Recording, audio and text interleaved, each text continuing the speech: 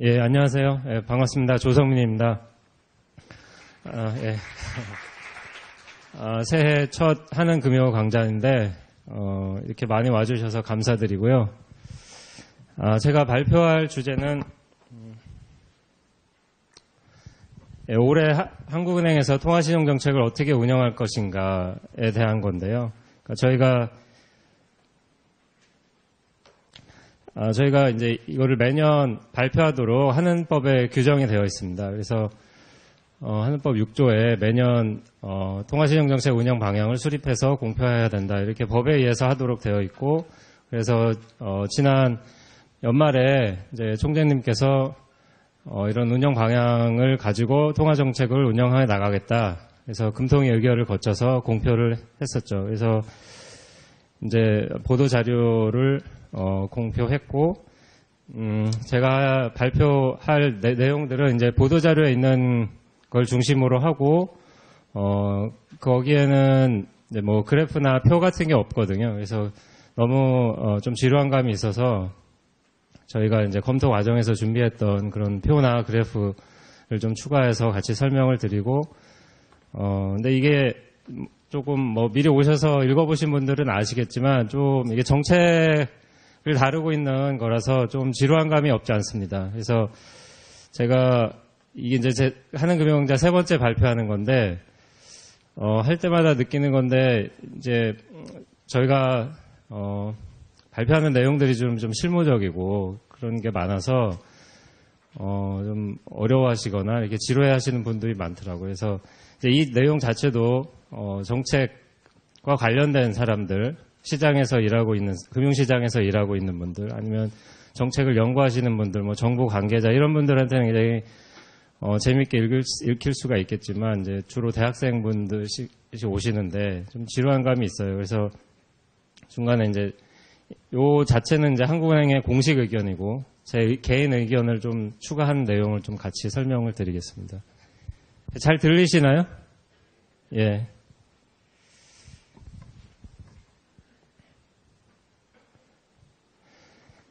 운영 방향에 앞서서 이제 작년에 저희 한국은행이 통화시장 정책을 어떻게 운영했는지, 기준금리하고 금융중개 지원대출, 그다음에 금융안정과 관련된 정책 대응들, 이런 것들을 좀 말씀을 간략하게 드리겠습니다.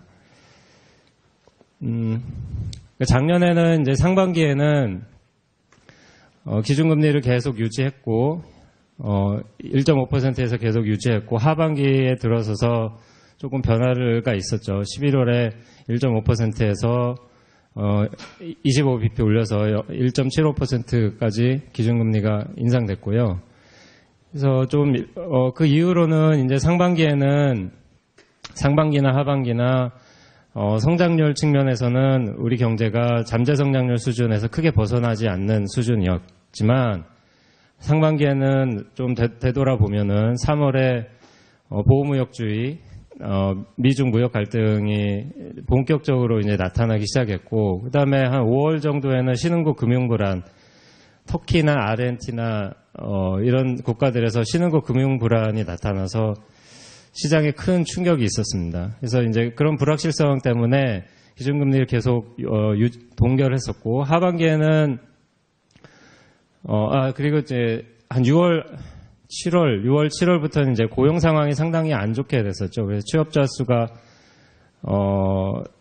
증감 폭이 상당히 많이 떨어져가지고, 이제 그런 것도 큰 리스크로 작용했기 때문에 꼭 쭉 완화 기조를 유지하면서 동결을 하다가 11월에 기준금리를 인상했는데,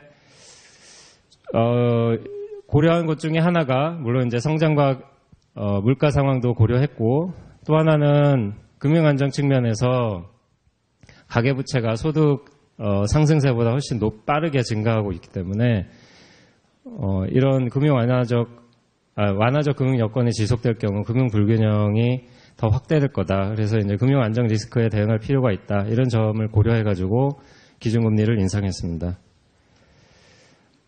네, 기준금리 인상했어도 여전히 저희 금융 여건은 완화적이라고 저희는 판단하고 있습니다. 그래서 이제 왼쪽에 그래프 보시면 이제 11월에 작년 11월에 기준금리 올려서 좀 올라갔지만 국고채 금리도 이제 경기가 좀 작년 상반기에는 좀 좋다 보니까 국고채 금리도 좀 올라가다가 하반기 들어서는 좀 하락했고,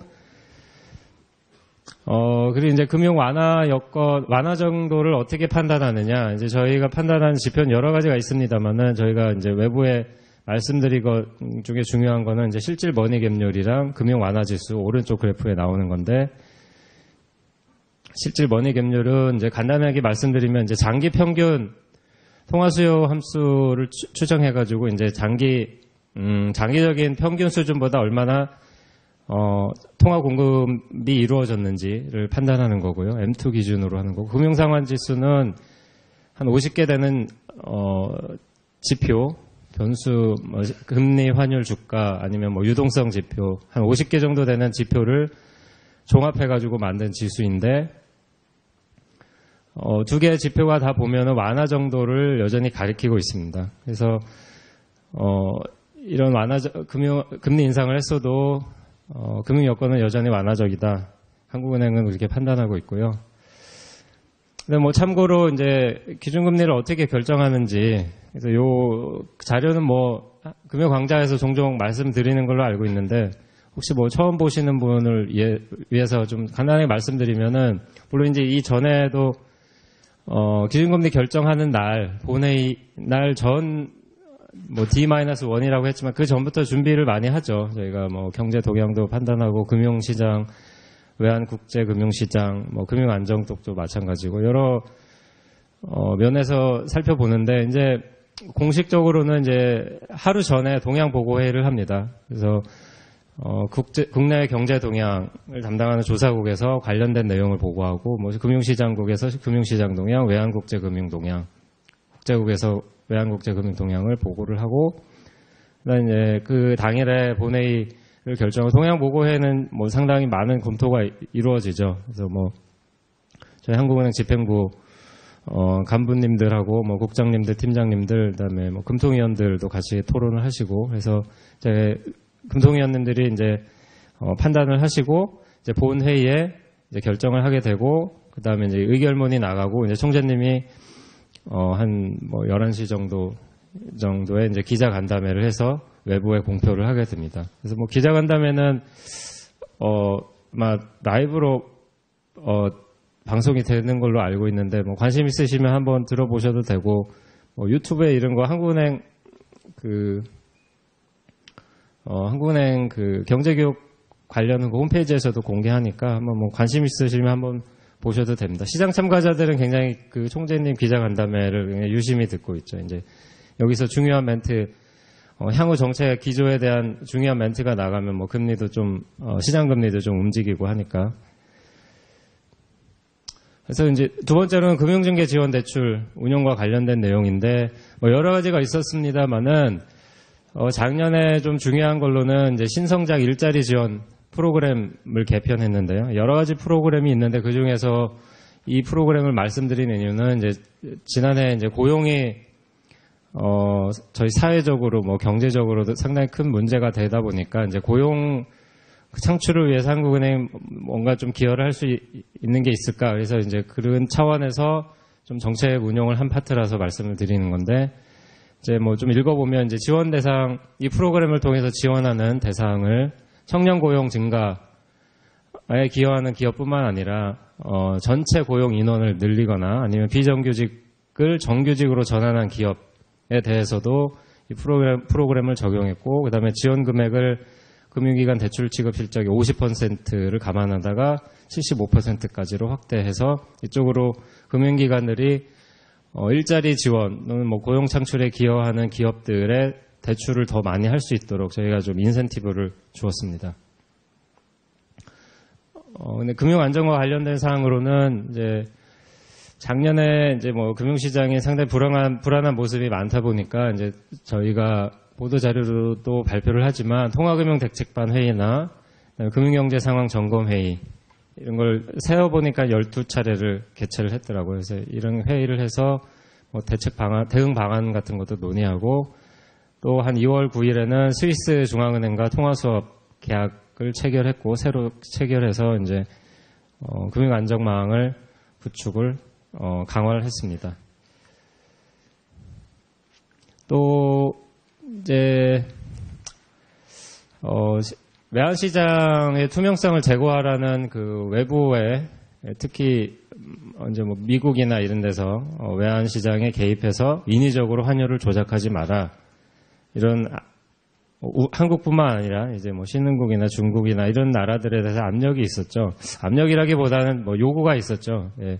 그래서 이제 저희도 그걸 반영해서 외환 순거래 내역을 작년 하반기부터 이제 공개하기로 했습니다. 그래서 올해는 더 분기별로 그 공개 시기를 좀 더 단축할 예정이고요.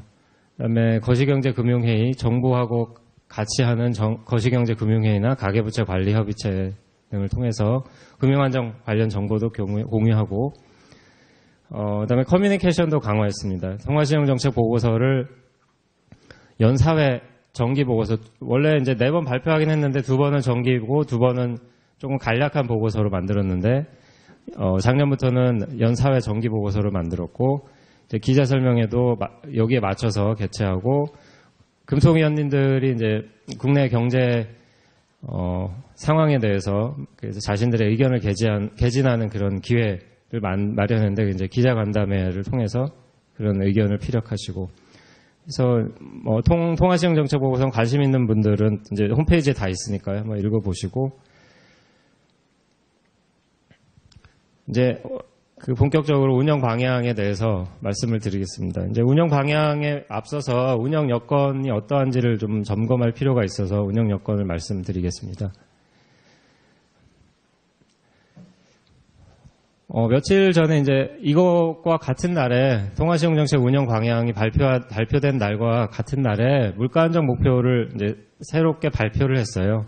그래서 저희가 이제 3년마다 한 번씩 그 제도 물가 안정 목표를 새롭게 설정하는데, 그래서 2016년에 했었고 19년부터 적용할 물가 안정 목표를 발표를 했는데, 똑같이 수준은 소비자 물가 상승률 기준 2.0%로 했고, 이거는 뭐 다른 선진국이나 적정 인플레이션 수준들을 고려해서 2.0%가 적정하겠다 그렇게 판단해서 한 거고, 특이한 건 이제 2번째인데요. 그 전까지 이제 3년마다 계속 이런 3년을 주기로 해서 계속 물가 안정 목표를 새롭게 설정하도록 했었거든요. 근데 이번에는, 그렇게 하지 않고, 특별한 이제 적용 기간을 특정하지 않고, 그냥 계속 2%로 쭉 가되 중간중간에, 이제 뭐 점검은 하겠지만 지금처럼 명시적으로 3년마다 새롭게 설정한다. 이런 제도는 없애기로 했습니다. 그래서 이거는 이제 선진국들도 마찬가지예요. 이게 사실 이제 물가 안정 목표라는 게 장기적인 추세를 봐야 되고, 정책 운영하는 입장에서는. 그리고 만약에 예를 들어서 2년이 지난 상황에서 1년만 남았다. 그러면 이제 물가 안정 목표 2%를 달성하기 위해서 좀 무리한 상황을 가정해 본다면 2% 남은 1년 동안 목표를 달성하기 위해서 정책 방향을 다르게 운영할 수도 있거든요. 그러니까 좀 가정을 해서 말씀드리면 이제 그런 여지가 있죠. 근데 그렇게 물론 현실적으로 하진 않지만, 이제 그런 가능성들, 만일에 모를 그런 가능성 때문에 3년마다 이렇게 새로 설정하는, 인위적으로 설정하는 거는 선진국에서는 하지 않고 있습니다. 그래서 한국은행도 이제 그런 제도의 뭐라고 할까, 취약성 이런 걸 좀 감안해가지고 선진국의 트렌드를 따라서 3년마다 새로 설정하는 건 없애기로 했고요. 대신에 이제 커뮤니케이션을 더욱 강화하기로 했습니다. 예전에 인플레이션 보고서라고 있었는데 그거하고는 좀 다르지만 어쨌든 물가 안정 목표 운영 상황 점검 보고서라는 취지는 비슷하죠. 물가 상황에 대한 커뮤니케이션을 강화하겠다. 그래서 같은 취지로 물가 안정 목표 운영 상황 점검 보고서를 연이에 발간하고, 그다음에 총재 기자간담회도 개최하는 걸로, 그런 방식을 통해서 커뮤니케이션을 강화하겠습니다. 최근에 저희가 목표는 2%지만 물가가 저물가 시대다 보니까 작년에 잠깐 2%를 했었고, 최근에 또 다시 2%보다 낮아졌는데, 그래서 물가에 대한 관심이 많죠. 뭐 연구도 많고 그게 원인이 뭐냐, 뭐 저성장 때문이냐, 아니면 유통 채널이 바뀌어서 뭐 아마존에서 직구를 해가지고 물가가 낮춰지는 거냐, 뭐 온라인 판매가 많아져서, 그러니까 뭐 여러 가지 연구가 있습니다. 그래서 이거에 대한 뭐 전반적인 평가라든지 리스크 요인, 뭐 물가 안정 목표 달성을 위해서 정책 방향을 어떻게 할 것인가, 뭐 이런 내용들이 포함될 것 같고, 그래서 이제 올해는 새롭게 이런 보고서가 발간되겠습니다. 성장을 보면 이제 일단 성장세는 저희가 기준은 작년에 10월에 경제 전망한 걸 기준으로 이제 운영 방향을 발표를 한 건데요. 근데 선진국은 성장세가 좀 약화되겠지만 양호한 흐름은 이어갈 것으로 예상됩니다. 특히 이제 미국이 최근에 경기 둔화에 대한 우려가 많은데, 연준에서 이제 통화정책 정상화를 추진하고 있고, 정부에서 재정 정책을 좀 확장적으로 운영했지만 그 효과가 이제 좀 줄어들 것으로 이렇게 예상되면서 성장률이 하락하겠지만 노동시장은 굉장히 견조하죠. 그래서 임금 상승세도 상당히 가파르고, 그러다 보니까 이제 물가 상승률도 한 2% 근처에서 나오고, 그래서 여전히 성장세는 견실할 것으로 예상되고요. 신흥국도 아까 말씀드렸던 아르헨티나나 터키 이런 취약국들은 여전히 불안한 요소가 있지만, 요즘엔 특히 인도 경제 성장세가 좋고 아세안 5개국들도 괜찮습니다. 그래서 작년과 비슷한 정도의 성장세를 유지할 것으로 예상되고, 중국은 이따가 뭐 좀 더 자세히 말씀드리겠습니다만, 경기 둔화가 좀 예상되고, 그래서 특히 뭐 미중 무역 분쟁 때문에 수출 증가세가 좀 줄어들고 이제 성장률이 둔화될 것으로 전망됩니다. 그래서 물론 이렇게 전망됐지만 여전히 불확실성 요인은 많습니다. 글로벌 무역 분쟁도 있고, 중국 성장세 둔화도 있고, 유로 지역 뭐 브렉시트니, 뭐 이탈리아 예상 관련해서는 EU에서 승인하긴 했지만, 뭐 저희가 예상하지 못하는, 지금은 예상하지 못하는 그런 요인들이 많아서 어떻게 될지는 좀 더 지켜봐야 될 것 같고요. 뭐 최근에 1월 전망을 할 테니까 그때 다시 보시면 될 것 같아요. 이제 국내 경제의 성장인데, 국내 성장도 잠재 성장률 수준에서 크게 벗어나지는 않을 것으로 예상하고 있습니다. 이제 아까 말씀드렸듯이 세계 경제가 조금 둔화되긴 하지만 여전히 성장세가 완만하고, 정부에서도 재정 정책을 좀 확장적으로 운영할 것으로 이제 예산이 확정됐죠. 그래서 수출이나 소비 중심으로 성장세가 이어질 것 같고요. 마찬가지로 국내 경제도 상하방 리스크는 많은데, 상방 요인은 이제 대기업에서 투자 지출을 확대하겠다 작년에 발표를 했는데 올해 그게 어느 정도로 집행될지 그걸 좀 지켜봐야 될 것 같고, 하방 요인은 무역 분쟁 마찬가지고 이제 고용 여건도 그렇고, 특히 중국 경기가 어느 정도 둔화될 것인가가 좀 관심사죠. 그래서 전망하는 건 이제 제가 아까 한국은행 국내 경제에 대한 전망이라서 아까 세계 경제가 아니라, 그래서 1월에 나오는 전망 보고서를 좀 보시면 이게 이제 업데이트가 될 것 같고, 물가는 1%대 중후반 오름세를 보일 것으로 예상됩니다. 이제 수요 측 물가 압력은 여전히 크지는 않습니다. 그래서 뭐 유가가 국제 유가가 최근에 많이 하락해가지고 그 하방 리스크도 많고, 그다음에 농수물 가격도 좀 안정돼 있고, 그래서 공급 측 요인에 의해서 물가가 오를 여지는 많진 않은데, 대신에 이게 임금 상승세가 지속되고 공공요금이 인상이 예정돼 있죠. 그다음에 택시 요금이랑 도시가스 요금 인상이 예정돼 있어서 그런 요인들이 상방 요인으로 작용할 것으로 예상되고, 근원 인플레이션은 이거보다는 좀 낮습니다. 그래서 내년에는 한 1%대 중반 정도가 될 것으로 예상되고요. 그다음에 하지만 이제 정부에서 복지정책 강화 기조이기 때문에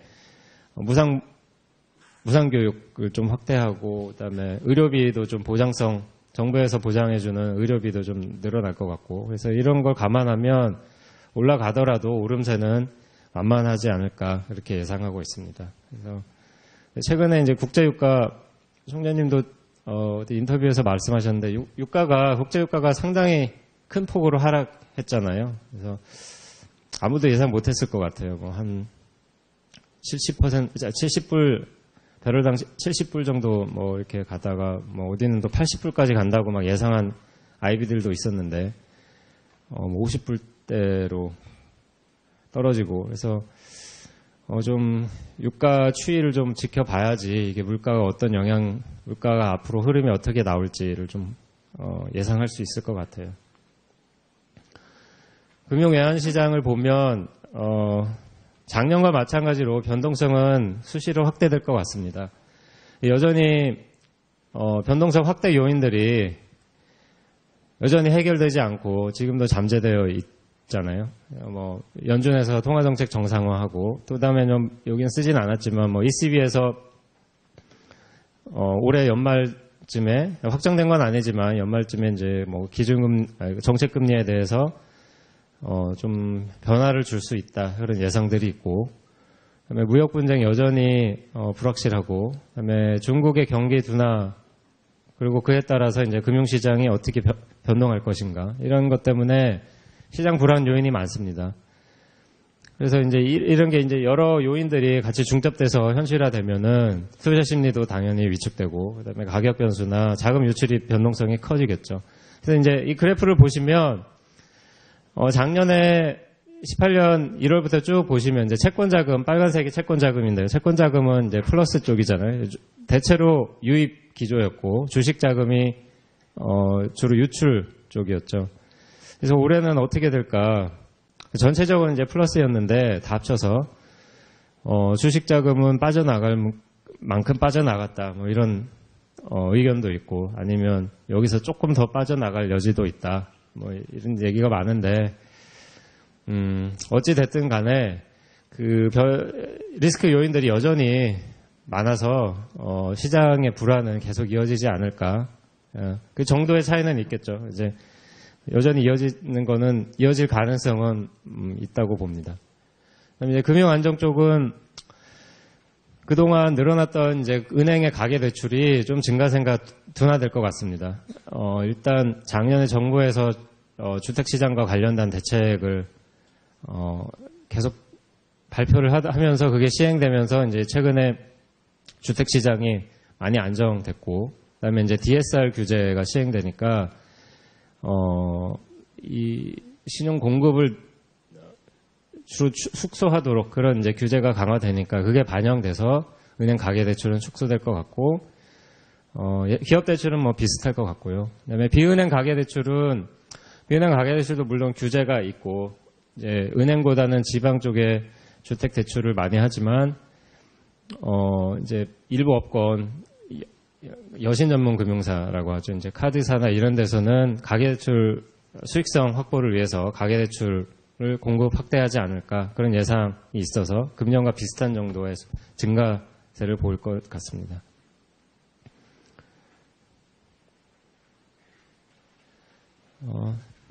금융 안정 측면에서는 이제 시장 금리가 상당히 아까 보셨듯이 이제 상반기에는 쭉 오르다가 하반기에는 좀 내려갔는데 그래도 여전히 작년 초에 비해서는 시장금리가 올랐기 높은 수준이라서 이자 부담이 좀 늘어났죠. 그래서 이제 가계대출이 워낙 많이 늘어났고, 그다음에 이제 변동금리 대출 비중도 상당히 높기 때문에 대출금리가 이제 상승할 경우에 가계 부분의 이자 상환 부담이 늘어날 것 같고요.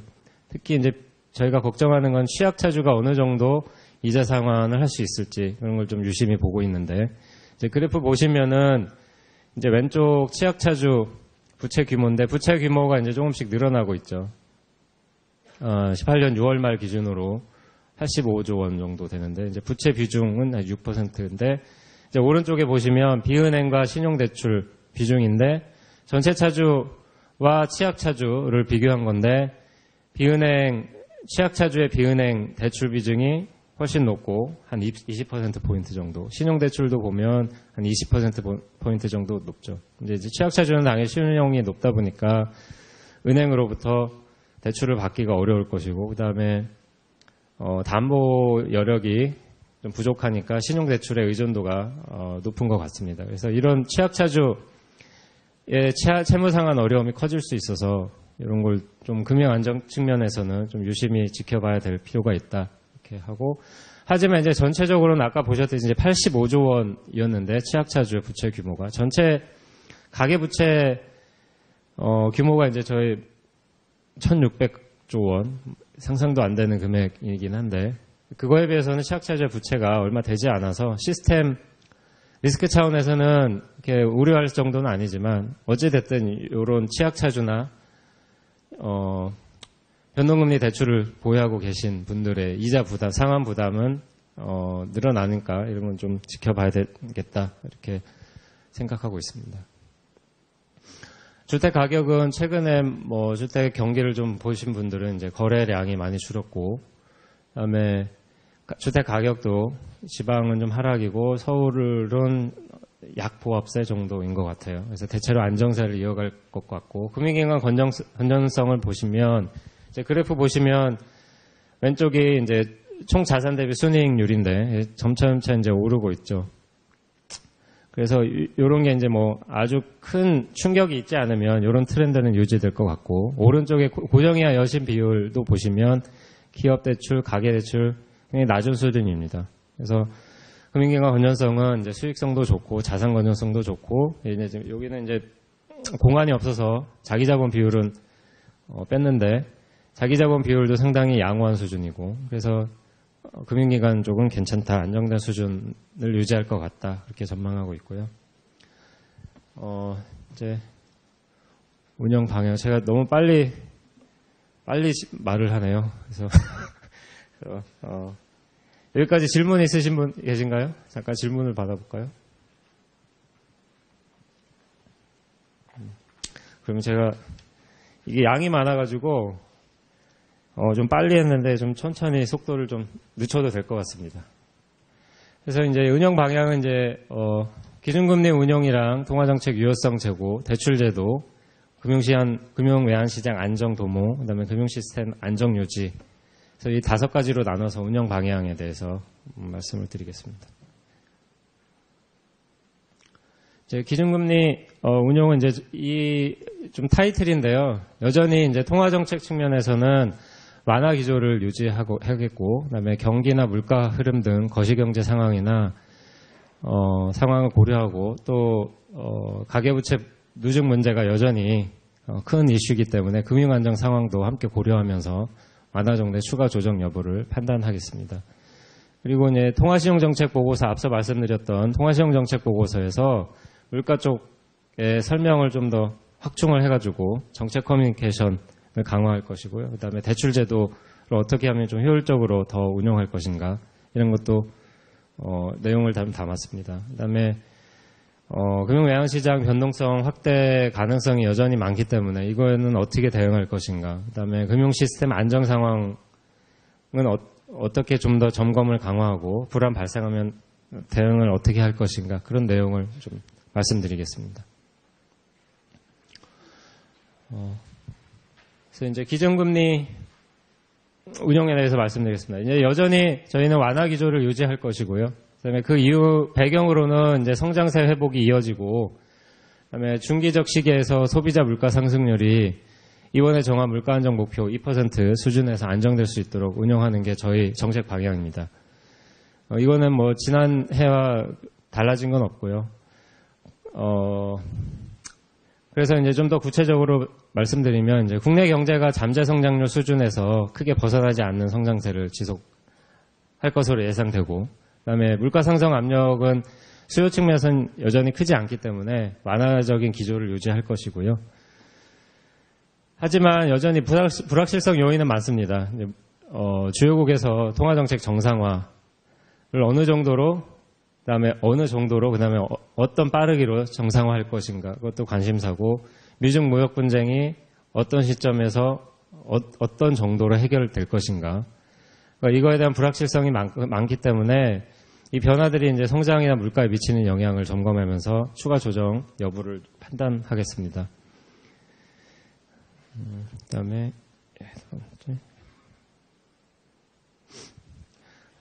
또 금융 안정에 대해서도 저희가 유의하도록 되어 있기 때문에 이제 금융 안정 측면에서도 살펴볼 요인들이 많죠.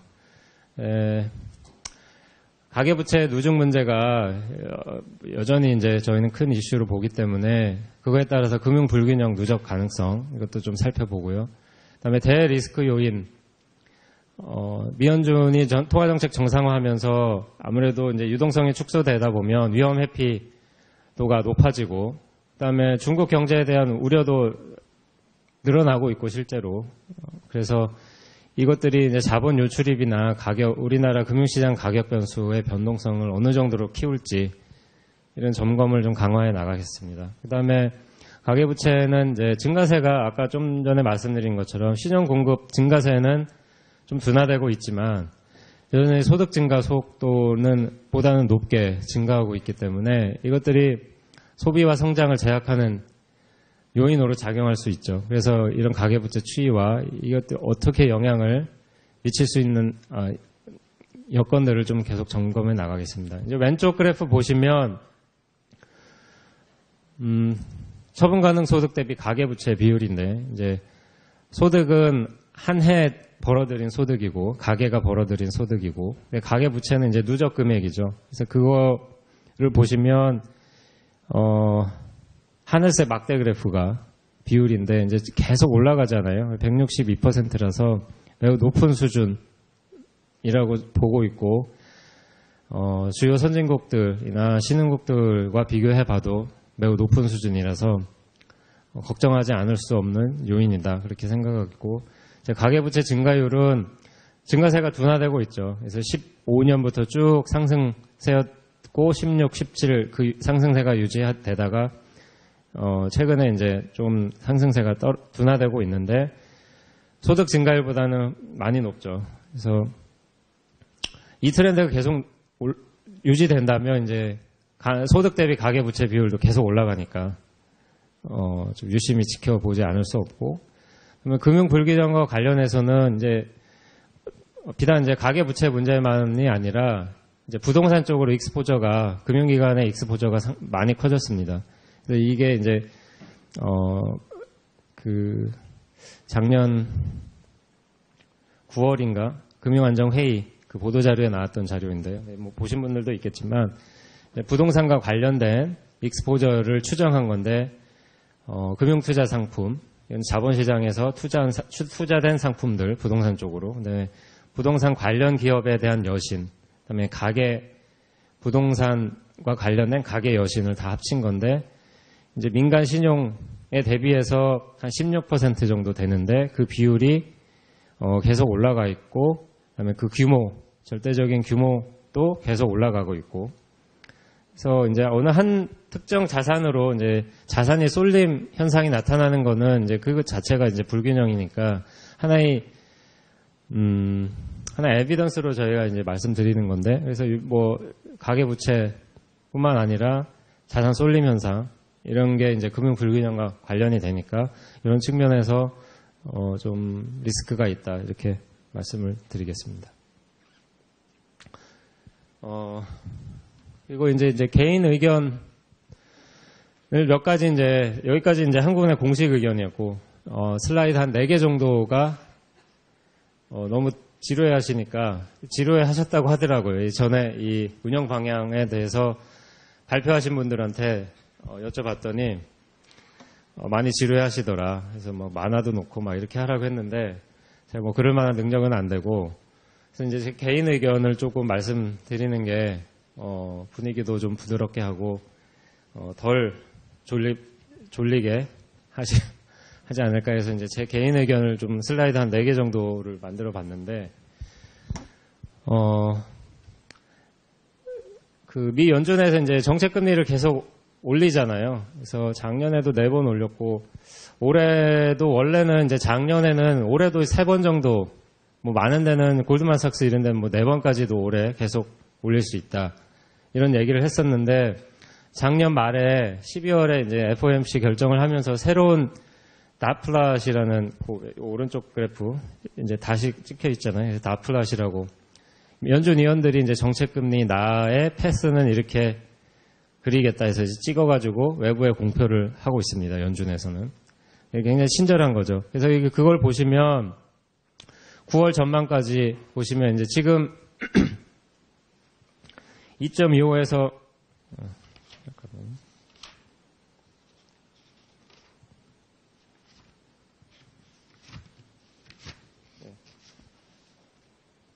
제가 진도를 좀 확인해야 돼가지고 연말에 이제 올려서 2.25에서 2.5%로 올렸는데 정책금리를 여기 보시면 이제 9월 전망이 보면은 가운데 짙은 라인이 이제 3.0이고 칸 하나가 이제 25bp거든요. 이제 보면은 이제 3.25bp 정도가 미디엄이잖아요.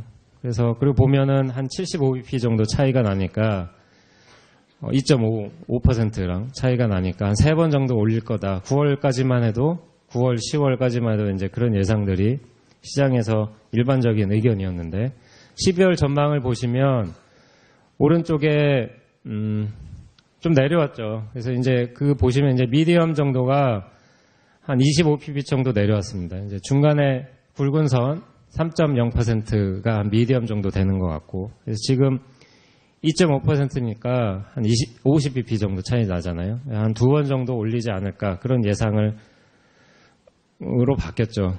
작년 연말에 이제 FOMC 발표를 통해서. 그런데 이제 또 이제 파웰 의장이 이제 10월에는 언론사랑 인터뷰를 하면서 중립금리에 도달하면 아직 멀었다. 그래서 상당히 이제 그 허키시한 발언을 했다가 12월에는 이제 대체로 FOMC가 추정한 중립금리 구간의 하단에 도달했다. 그러면서 이제 금리 인상을 스탑하는 시점이 얼마 남지 않았다. 이런 뉘앙스를 준 것으로 해석하면서 시장 참가자들이 이제 특히 그래서 게다가 이제 나플랫이 2번 정도 인상할 거다. 이런 발표가 같이 있으면서 정책금리가 인상 사이클이 드디어 종료되는 거 아니냐 이런 예상들이 많아지고 있습니다. 하지만 이제 왼쪽 그래프를 보시면 GDP 성장률하고 물가 상승률, 코어 PCE의 상승률인데요. 상승률이 GDP가 이제 분기에 뭐 2%, 17년 보면 2% 넘었고 18년도 더 넘을 것 같아요. 더 좋았잖아요. 작년에. 그리고 이제 코어 PCE를 보시면 2% 정도 3, 4분기에 2% 가까이 나오고 우리나라도 이제 겨우 2% 한 2번 정도 2% 소비자 물가 상승률이 작년에 월 기준으로 2%에 머물렀다가 최근에 또 다시 내려왔는데 근데 이걸만 봐도 미국 경쟁이 얼마나 호황인지 알 수 있죠. 그래서 선진국 경제 우리나라 경제 사이즈보다 몇 배나 큰 미국 경제가 이렇게 성장하고 있다는 건 사실 그 엄청난 놀라운 뉴스이기도 한데 일부 IB에서는 올해도 이게 둔화 폭이 약간 줄어들 뿐이지 그러니까 작년이 상당히 호황이었고 올해도 그거보다는 호황의 정도가 조금 줄어들겠지만 여전히 호황이다. 특히 노동시장은 그러니까 미국에서 그러니까 잡을 가지고 일하는 분들 얘기 들어보면 정말 사람이 없어서 정말 리크루팅이 너무 활발하고 임금이 계속 오르고 노동시장은 지표를 보는 것뿐만 아니라 얘기를 들어봐도 정말 노동시장은 정말 강한 것 같아요. 노동시장이 강하다 보니까 임금이 당연히 오르면 물가가 오를 수밖에 없고 이제 다 반영이 돼서 이런 지표가 나오는 건데 오히려 일부 IB 같은 경우에는 연준에서 이제 올해 좀 경기가 약간 안 좋더라도 감안하더라도 오히려 금리를 안 올리면 오버슈팅 된다. 그래서 너무 과열로 치달았기 때문에 경착용할 수 있다. 그래서 3번 정도 아니면 뭐 4번 정도까지 여전히 그대로 이제 인상하는 게 미국 경기를 위해서는 낫다. 그런 주장을 하는 데도 있습니다. 그래서 어느 정도를 올릴지는 모르겠지만 뭐 국내 증권사나 뭐 경제연구소에서도 다 전망을 내놓지만 뭐 저도 뭐 개인적으로는 생각은 하고 있지만 말씀드리기엔 좀 어렵지만 2번에서 3번, 3번도 갈 수 있고, 뭐 경기는 여전히 좋으니까. 그래서, 근데 이제 한 가지 이제 조금 저희한테 불행한 사실은 미국이 나홀로 성장을 하고 있잖아요. 그래서 미국이 이렇게 나홀로 성장을 하니까 예전 같은 경우에는 선진국, 미국이 주도를 하고 시차를 두고 유럽이나 일본이 좀 따라가고 그 다음에 신흥국들이 이제 같이 따라가는 그런 경기 사이클이었는데 최근에는 그런 흐름이 나타나지 않아서 미국만 나홀로 성장하는 지금 그런 모습이라서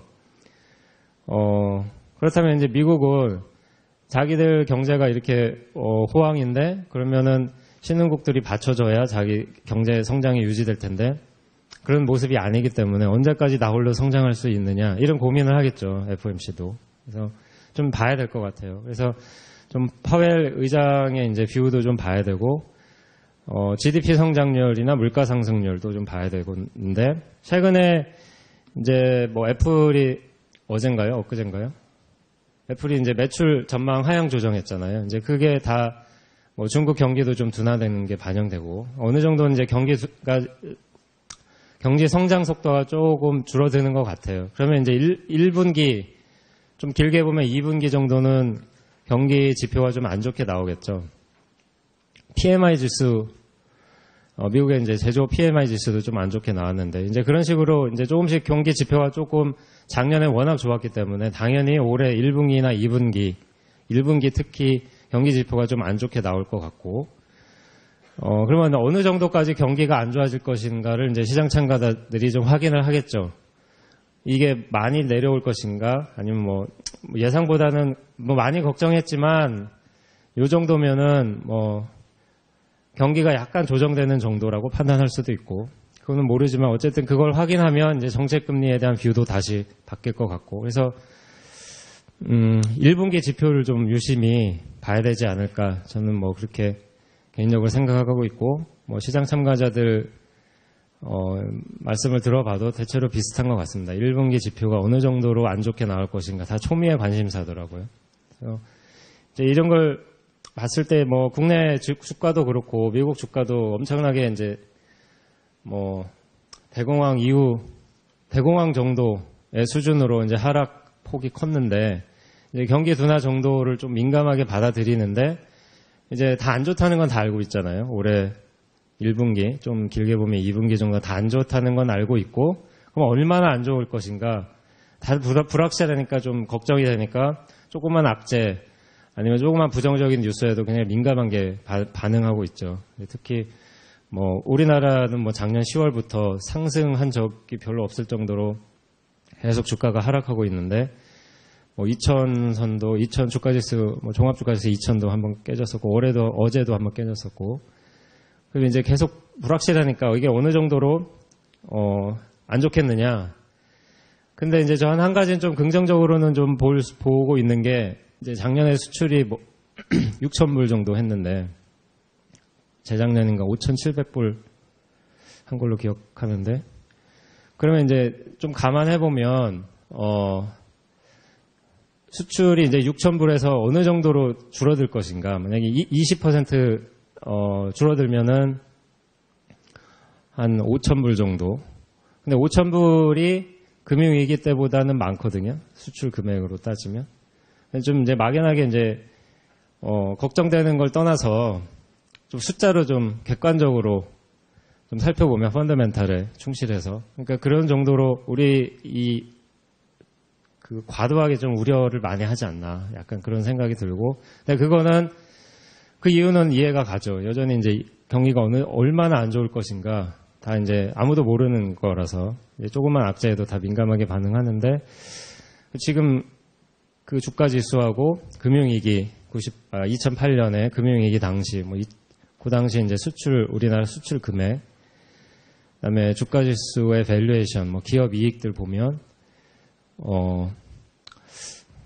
좀 과도하게 이렇게 많이 선반영되지 않았나 그런 개인적으로 이건 개인적인 의견입니다. 그래서 그런 생각을 좀 하고 있어요. 그래서 펀더멘탈만 좀 숫자만 보면은 그래서 이제 1분기 지표가 예상보다 너무 안 좋다 하면은 지금 이런 지표가 사실은 시장이 합리적으로 다 반영한 것일 테고 아니라면 다시 업턴을 보일 것 같아요. 시장이 너무 과도하게 반영했다는 걸 알고 있으니까 다들. 네, 그렇습니다.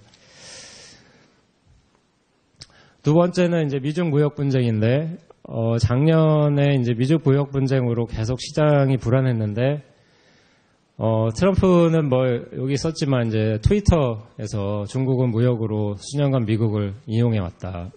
농민이나 근로자들을 겨냥한 것이라면 신속하고 큰 경제적인 보복이 있을 것이다. 이렇게 경고를 했더니 이제 시진핑이 에이펙 정상에서 무역 분쟁을 통한 대립에서는 승자는 역사적으로 없었다. 17일에 이렇게 얘기해서 어쨌든 계속 대립이 그거로 치닫고 있는 양상인데, 이제 상호 관세부가 규모를 좀 보면 이제 7월 6일에 340억 달러씩 서로 주고받고, 2차로 8월 23일에 160억 달러씩 주고받았고, 3차도 계속 늘어났죠. 미국이 2천억 불 하고 중국이 이제 600억 불 하니까 미국이 2천억 불 달러를 상호 관세를 부과하면서 너희들이 여기에 대해서 또 보복하면 나는 내년에 2,670억 너희들과 무역하는 모든 수입에 대해서 관세를 부과해버리겠다. 이제 그 경고를 놨죠. 그래서 근데 이제 다행히 12월 1일에 G20 정상회담을 하면서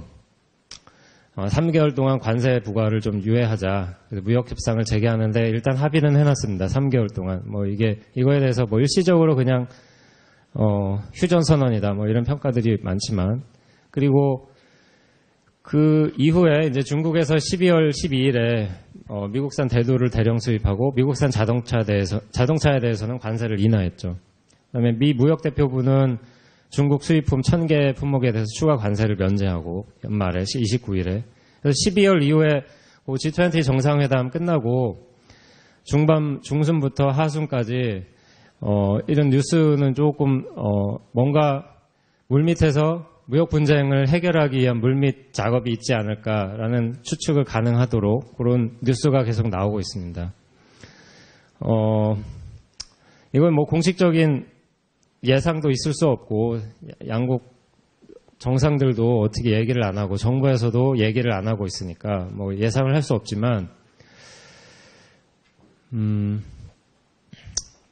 뭐 처음에는 이제 뭐 미국 트럼프 대통령이 중간 선거를 유리하게 만들기 위해서 미중 무역 분쟁을 만든 거다. 뭐 그렇게 했는데 중간 선거 끝나고 나서도 무역 분쟁이 끝날 기미가 안 보이니까 그건 아닌 것 같고, 그러면 서로 파워 게임이냐?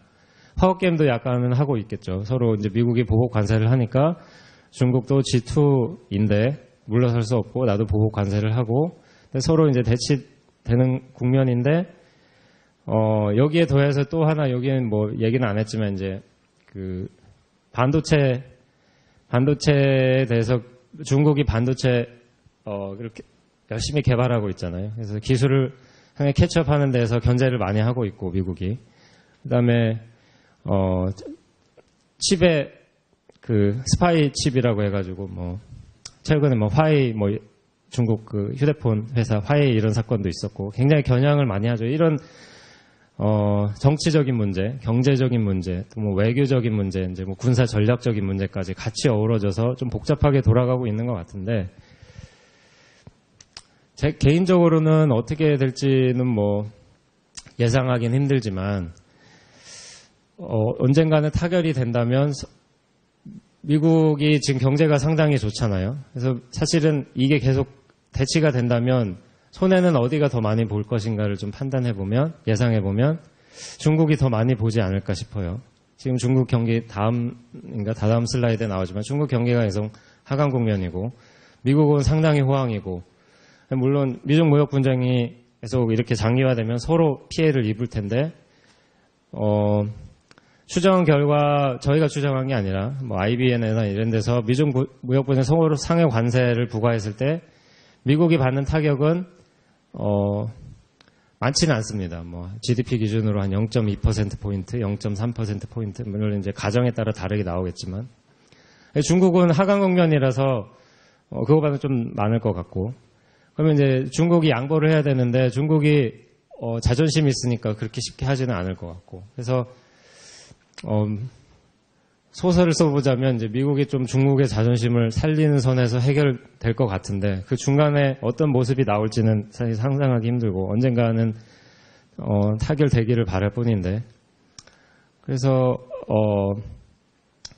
한 가지 또 하나는 이제 중국이 1분기, 1, 2분기에 이제 글로벌하게 경기가 안 좋으니까 중국도 마찬가지로 안 좋고 최근에 이제 애플이 중국 경기가 안 좋다 보니까 세일즈 예상치도 낮췄고 이제 서로 다 이런 뉴스를 보면서 인식을 하겠죠. 더 이상 미중 무역 분쟁으로 시간을 끄면 안 되겠구나. 그럼 중국에서 뭔가 오퍼를 좀 내놓을 것 같고 이제 뭐 미국에서 받아들이면은 뭐 좀 좋은 쪽으로 해결을 될 수 있지 않을까. 1분기에 그런 경기 지표들이 굉장히 우울하게 나오면은 뭐 개인적으로는 그런 바람을 가져봅니다. 예, 뭐 이건 제 의견이고 그냥 하나의 소설이라고 생각하시면 되고.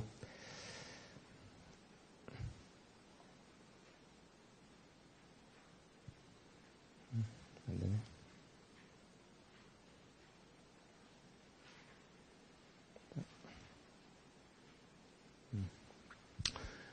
이제 중국 경기 둔화 정도인데요. 그래서 중국 경기가 어느 정도 안 좋은지를 좀 말씀드리겠습니다. 이제 GDP가 8% 넘었었죠. 8% 뭐 이렇게 하다가 12년, 13년도에 가다가 계속 내려갔습니다. 그래서 작년에 보면은 한 6% 후반대 하다가 6%, 6.5% 중반대까지 갔는데 뭐 시장에서 혹자들은 6%도 무너질 수 있는 거 아니냐. 그런 매우 비관적인 전망을 하는 데도 있고 6%는 그래도 지켜낼 거지만 초반대로 더 떨어질 거다. 근데 GDP를 구성하고 있는 고정투자나 판매, 소비를 봐도 고정투자는 중국에서 그동안 너무 과잉부채 문제 때문에 구조조정을 해야 된다. 그런 얘기가 많아가지고 고정투자를 많이 줄였죠. 그래서 구조조정의 효과인 것 같아요. 투자 금액이 많이 줄였고 소비는 그에 비해서 하락 속도는 좀 완만하죠. 그래서 이제 이런 트렌드가 유지되면은 계속 내려갈 텐데, 좀 전에 말씀드린 것처럼 미중 무역 분쟁이 더 가세하면서 이런 경기 둔화 정도가 더 커질 거는 분명한데, 그럼 어느 시점에 나타날 것인가? 1, 2분기에 당연히 나타날 것 같고, 그렇게 되면 지금 중국 정부에서는 경기 확장적인 재정 정책을 하고 있는데, 세금도 인하해주고, 네, 중국 인민은행도 일부 그 지준율을 좀 인하해서 완화 쪽으로 돌아섰고,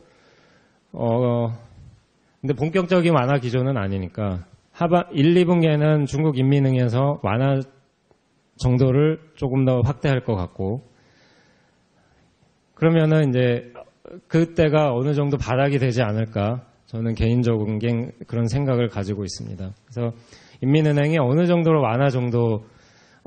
완화 폭을 늘릴 것이냐.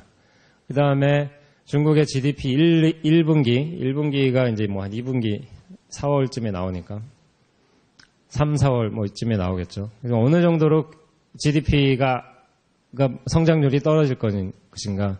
이제 그걸 확인하면은 대체로 부정적인 바닥을 알 수 있지 않을까 그렇게 생각을 하고요.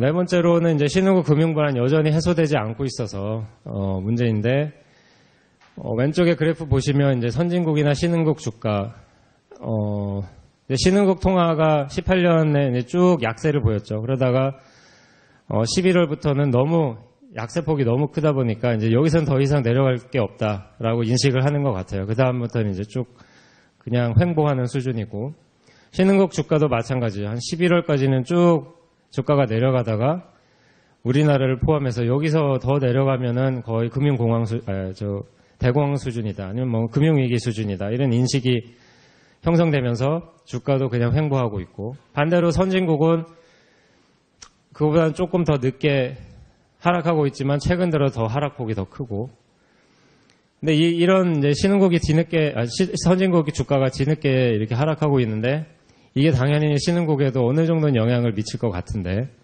그렇다면 이제 통화도 당연히 신흥국에서 자본 유출이 더 많아지면 통화가 약세폭이 더 확대될 테고 그러면 신흥국들이 금융위기 이후에 기업 외화 표시 부채를 많이 늘렸는데 글로벌 투자자들이 신흥국에 투자를 많이 하면서 회사채도 많이 사고 대출도 많이 하고 그렇다면은 그 신흥국의 기업들이 가지고 있는 외화표시 채무를 상환을 할 수 있느냐. 경기가 안 좋은데 기업들은 당연히 이익이 줄어들 거고, 그다음에 외화표시 채무를 갚을 이자도 주면 어느 정도 버틸 것인가. 지금까지 뭐 드러난 건 없어요. 뭐 그 부채가 많으니까 리스크는 많다 하지만 실제로 이게 많이 상환 디폴트 리스크가 크다 이런 경고, 리스크는 크다는 경고는 나왔지만 실제로 디폴트 규모가 크다 정도까지는 아닌 거 봐서는 지금까지는 견딜만 한 것 같아요. 중국도 마찬가지로 기업 부채가 많고 계속 리스크 사인은 보내지만 이게 현실화되지는 않고 있어서 좀 걱정은 되는데 조금 합리적으로 판단하면 어느 순간에는 이게 확 늘어날 것 같은데 현실화되지는 않고 있으니까 뭔가 좀 찜찜한 거 있잖아요. 그래서 그런 걸 좀 올해는 좀 또 유심히 좀 지켜봐야 되지 않을까 이렇게 생각을 하고 있습니다. 그래서 여기에는 이제 좀 졸지 마시라고 제 개인 의견을 많이 섞어서 말씀드렸고, 요거는 이제 한국은행 공식 의견이 아니기 때문에 개인 의견 붙은 거는 한국은행 공식 의견이다 이렇게 얘기하시면 안 됩니다. 조성민 과장의 의견이더라 이렇게 그냥 소설이라고 생각하시고요. 올해 통화정책 운영 방향에 대해서 말씀드리겠습니다. 이제 두 번째는 이제 통화정책의 유효성 제고인데요. 첫 번째로 커뮤니케이션을 강화하는 노력을 계속해 나가겠습니다. 그래서 그것으로 이제 저희가 통화시정정책 보고서를 발간하고 있다고 1년에 4번 발간하고 있다고 앞서 말씀드렸는데 거기서 이제 물가 관련된 부분의 설명을 좀 더 보강을 하려고 이렇게 할 계획이고요. 거기서 담길 내용들은 물가 경일적 요인들, 총 수요나 비용 요인들 이런 것들의 변화, 그다음에 그 영향, 그다음에 이게 물가 전망 경로에 어떤 영향을 미치는지 이런 거에 대한 좀 설명을 좀 더 보강해서 올해부터 이렇게 발간할 예정입니다. 그리고 좀 관심 있으신 분들은 그런 부분을 좀 더 보시면 될 것 같고, 이것과 아울러서 아까 말씀드린 그 물가 상황에 대한 점검 보고서 그것도 같이 보시면 우리나라 물가 상황, 그다음에 물가 움직임에 미치는 영향들, 앞으로 물가가 어떻게 움직일까 이런 것들을 좀 전체적으로 보실 수 있을 것 같아요.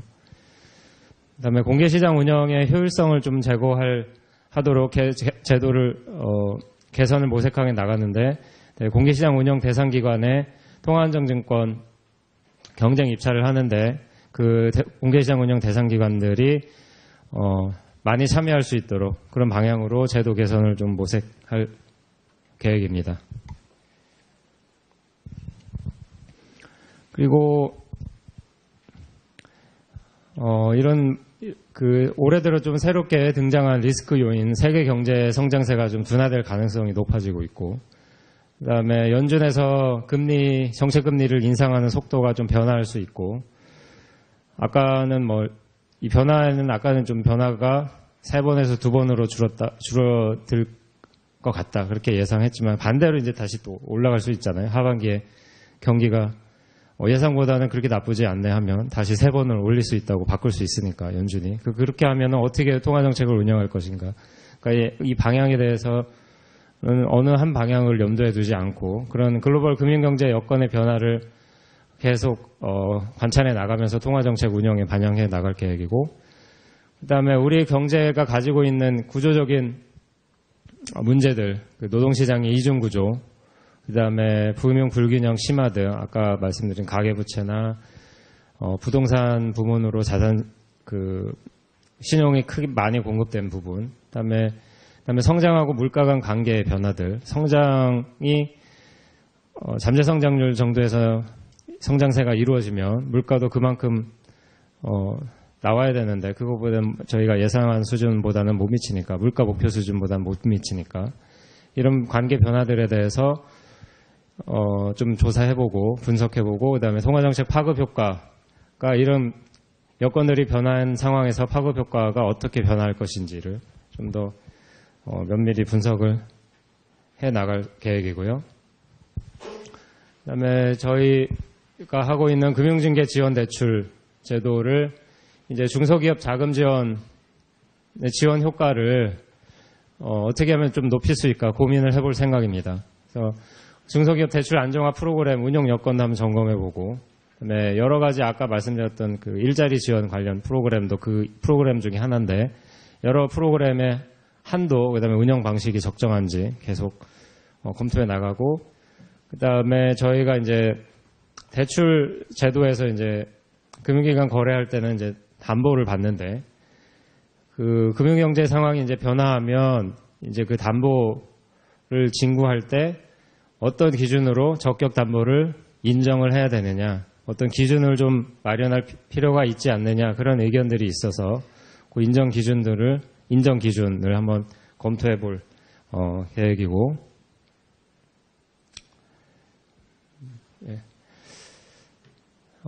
그리고 이제 금융외환시장 변동성이 확대될 가능성이 여전히 높다, 그렇게 생각하기 때문에 필요한 경우에는 시장 불안에 적극적으로 대처해 나갈 그런 방안을 가지고 있습니다.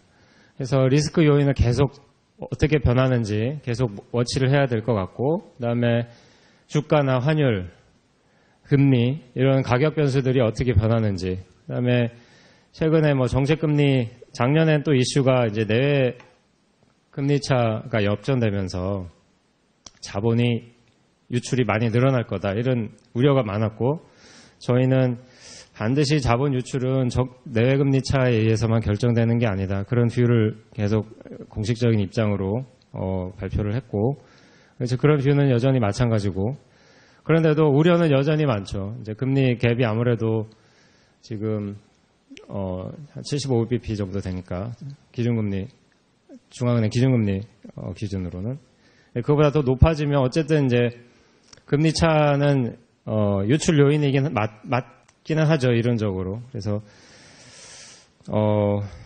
경기가 미국이 이제 올해 2번 올리고, 한국은행이 어떻게 금통위에서 어떻게 결정하는지는 모르겠지만, 이제 내 금리 차가 어떻게 변하는가에 따라서 다시 자본 유출입도 바뀔 수 있고, 그거에 대한 우려가 또 우려를 낳고, 그렇다 보니까 이제 그거 움직임을 좀 면밀히 모니터링 해야 될 것 같고, 그다음에 컨틴전시 플랜으로 변화된 여건 하에서 어떤 컨틴전시 플랜을 갖고 대응해 나가야 되겠느냐, 뭐 그런 거를 계속 좀 점검하고 보완해 나갈 계획이고요.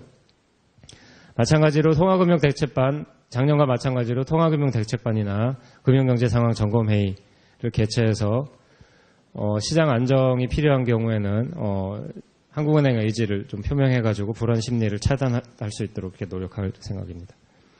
그다음에 금리 환율은 기본적으로 저희 한국은행에 했을 때는 시장 수급에 의해서 결정되는 것이 맞다. 하지만 쏠림 현상이나 과도하게 움직임이 변동성이 과도한 경우에는 저희가 가지고 있는 컨틴전시 플랜이나 뭐 시장 안정화 조치에 따라서 적기에 시행할 필요가 있다, 그렇게 계획을 갖고 있습니다.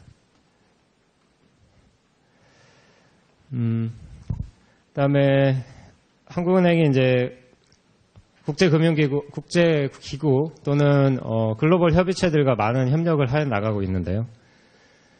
여기서 이제 말씀드릴 게 그 그 배포한 자료에는 요 별표 BIS 이사국의 신규 진출이 아마 11월 며칠로 돼 있는데, 그게 그 발표한 날이고요. 올해부터가 이제 진출해서 이사로 활동하기 때문에 1월 1일로 그렇게 수정하겠습니다. 그래서 저희 이제 총재님이 BIS 중앙은행들 간의 국제기구죠. 중앙은행들이 만든 국제기구. 그 BIS 이사국에 한국은행 최초로 진출하셔가지고 임명되셔가지고 이제 올해부터 그 이사로 활동하시게 되고, 이게 상당히 좀 뜻깊은 일이거든요. 신흥국의 입지도 좀 강화된 걸로 볼 수도 있고, 그다음에 한국은행 역사상 최초였고, 그래서 이제 이런 걸 통해서 한국은행이 국제기구에서 할 수 있는 역할을 확대할 수 있도록 그렇게 노력을 할 거고요. 그다음에 IMF에서 쿼터 일반 검토가 있고, 그다음에 그 아세안 플러스 3에서 하는 치앙마이 기능을 어떻게 좀 높일 수 있느냐, 이런 거 한국은행의 의견을 적극적으로 피력해서 의견을 반영할 수 있도록 노력하고 또 뭐 주요교육 중앙은행과 협력하는 게 많기 때문에 그 협력도 강화해 나가겠습니다.